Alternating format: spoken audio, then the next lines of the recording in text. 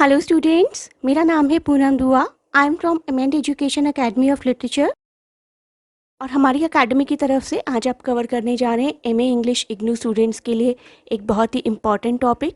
ये first year students के लिए MEG 04 एस्पेक्ट्स ऑफ लैंग्वेज से ब्लॉक 9 स्टाइलिस्टिक्स और उसके सब टॉपिक्स हैं dialect, accent, style and register.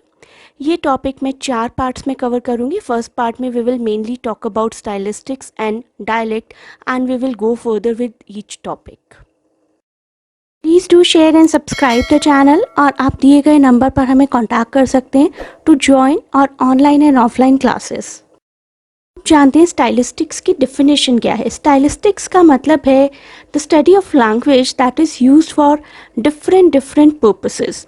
तो एक ही लैंग्वेज को कभी कभी एक ही पर्सन अलग अलग तरीके से बोलता है डिपेंडिंग अपॉन दी सर्कमस्टांसेस। अगर आप अपने बॉस से बात कर रहे हो तो अलग तरीके से बात करोगे, अगर आप अपने स्पाउस से, अपने किसी रिलेटिव से, अपने किसी फ्रेंड से बात कर रहे हो तो आप अलग तरीके से बात करते हैं। तो लैंग्वेज लोगों की अलग अलग क्यों होती है, हर पर्सन टू पर्सन लैंग्वेज अलग क्यों होती है और with in a person language अलग अलग तरीक़ों पर अलग अलग तरीके से क्यों बोली जाती है, that study is basically stylistic. तो stylistics is basically a scientific study of style of language variation। तो स्टाइलिस्टिक्स एक तरीके की स्टडी है of style used in literary and verbal language and the effect of writer, effect of speaker who wishes to communicate a particular idea to the reader और to the hearer. People actually use variety of language as per the purpose and अगर simple भाषा में बोला जाए तो study of this variety and to find out the reason or purpose behind the usage of different varieties is called stylistic। Stylistic में सबसे पहले आता है डायलेक्ट। डायलेक्ट को पहले मैं हिंदी में बताती हूँ क्या क्या मीनिंग्स होते हैं डायलेक्ट के। डायलेक्ट का मतलब होता है, अगर हम डिक्शनरी हिंदी मीनिंग्स के लिए जाएं तो बोलने का ढंग, बोलने का तरीका, बोली, देशी भाषा और उर्दू में कहें तो लहजा। हिंदी मीनिंग्स के थ्रू आप थोड़ा थोड़ा तो समझ गए होंगे डायलेक्ट क्या है। डायलेक्ट होता है कि किसी एक भाषा को एक थोड़े से डिफरेंट तरीके से बोलने का ढंग डायलेक्ट कहा जाता है। तो डायलेक्ट्स क्या हो सकते हैं, रीजनल भी हो सकते हैं, dialect based upon the social class भी हो सकते हैं और dialect are based upon caste varieties of a language as well. ये कैसे होगा ये मैं आपको अभी फर्दर बताती हूँ इस वीडियो में। अब बात करते हैं अलग अलग डायलेक्ट्स की। आप में से बहुत लोगों ने सुना होगा British accent, American accent, British variety of English, American variety of English. तो इंग्लिश लैंग्वेज होते हुए भी रीजनल डिफरेंस की वजह से उसी पर्टिकुलर लैंग्वेज को अलग अलग तरीके से बोला जाना, यही डायलेक्ट है। तो ऐसा नहीं है कि सिर्फ ब्रिटेन में, पूरे ब्रिटेन में एक ही तरीके की इंग्लिश बोली जाती है। With in Britain also variety of dialects exist। तो most of you must have read Pygmalion also. Pygmalion MEG 02 का पार्ट है, ज़रा याद करिए। पिग्मेलियन में एक कैरेक्टर है एलाइजा जिसके एक्सेंट को राइटर ने, GB शॉ ने कॉकनी एक्सेंट दिखाया। दैट मीन्स अलग अलग एक्सेंट्स एग्जिस्ट करते हैं within English, within the same region as well. There are numerous dialects of English. बात करने जाएंगे तो वीडियो सिर्फ उन डायलेक्ट्स को डिस्कस करते हुए ही ख़त्म हो जाएगा। हिंदी पर आ जाते हैं, अपनी मातृभाषा है। The same way Hindi language in India changes after every 10 kilometres. At least मैंने तो यही एक्सपीरियंस किया है। अगर आप दिल्ली के इस कोने में रह रहे हो तो अलग तरीके से हिंदी बोली जाती है, अगर आप दिल्ली के दूसरे कोने में रह रहे हो तो अलग तरीके से हिंदी बोली जाती है, और अगर आप यूपी चले जाओ और थोड़ा आगे निकलते जाओ तो हिंदी के एक्सेंट, हिंदी का डायलेक्ट बिल्कुल अलग अलग होता चला जाता है। तो this is what we call difference of dialects.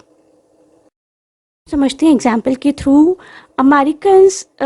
American और ब्रिटिशर्स के थ्रू ही समझ लेते हैं। अमेरिकन्स जब छुट्टियों पर जाते हैं, फैमिली के साथ अपना लेजर टाइम एंजॉय करते हैं, they call it vacation, whereas Britishers go on holidays. तो सिर्फ नाम का फ़र्क है, एंजॉय दोनों इक्वली ही करते होंगे आई बिलीव। नेक्स्ट, न्यूयॉर्कर्स रहते हैं अपार्टमेंट्स में और लंडनर्स रहते हैं फ्लैट्स में। अब आ जाते हैं हेल्पिंग वर्ब पर या ऑक्सिलरी वर्ब जिसको हम कहते हैं, जैसे कि is, am, are, was, were, has, had, have और will shall. So will shall का ये एग्जांपल लेते हैं। एक फॉर एग्जांपल ब्रिटिशर्स शॉल को एक्सप्रेस करते हैं कभी कभी फ्यूचर एक्सप्रेस करने के लिए. For example I shall go home now.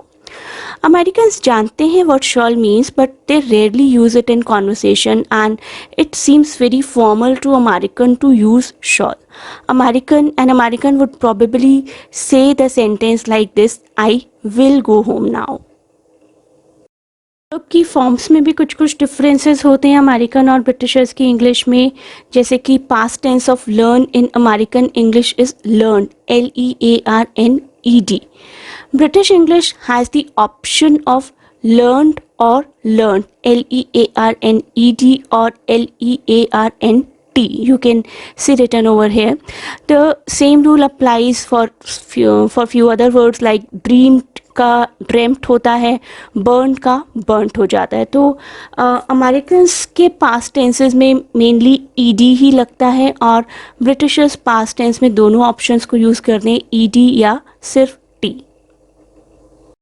जाते हैं एक मेजर डिफरेंस पर, pronunciation of the letter R. British English और अमेरिकन इंग्लिश नोटिसेबली डिफरेंट है एक दूसरे से, specifically in the terms of pronunciation. The most obvious difference is the way the letter R is pronounced. In British English when R comes after a vowel in the same syllable, जैसे कि आप ये example देखिए CAR, तो A vowel है, A के बाद R आया है. ब्रिटिश इंग्लिश में most of the time R की प्रोनाउंसिएशन को स्किप किया जाता है if it appears after a vowel. जैसे कि CAR को एक ब्रिटिश पर्सन बोलेगा का, और HARD हार्ड, MARKET मार्केट. तो आर का प्रोनाउंसिएशन वहाँ पर ऑलमोस्ट इक्विवेलेंट टू साइलेंट होता है. The R is not pronounced. In American English the R is pronounced. They will pronounce it car, hard, market. I hope आप dialects को बहुत ही अच्छे से समझा पाएंगे अब अपने एग्जाम्स में. Next part of the video में देखिए एक्सेंट. यहाँ पर हमारी एकेडमी की डिटेल्स दी गई हैं. अगर आप हमारी ऑनलाइन ऑफलाइन क्लासेस ज्वाइन करना चाहें तो प्लीज़ हमसे व्हाट्सएप नंबर पर कांटेक्ट कीजिए.